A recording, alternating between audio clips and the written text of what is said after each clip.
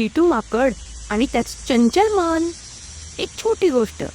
एका जंगलात टिटू नावाचं एक छोटं माकड राहत होतं. टिटू खूप चंचल, त्याचं मन तर आणखी चंचल. एका क्षणी इथे, दुसऱ्या क्षणी तिथे. एके दिवशी टिटू अभ्यास करायला बसला.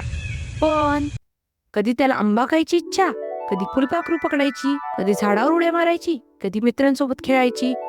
टिटूचं मन सतत उडत होतं. त्याच्यामुळे एकही काम तो व्यवस्थितपणे करू शकत नव्हता. हे एका शहाण्या कासवाने बघितलं. तो त्याच्याकडे गेला. कासव टिटूला म्हणाला, टिटू, तुझं मन वाऱ्यासारखं पळतंय.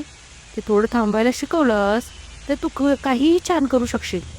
टिटू म्हणाला, कसं थांबवू मी माझं मन?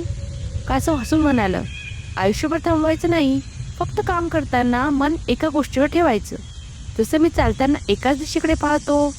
टिटूने ऐकलं. तो पुन्हा अभ्यासाला बसला.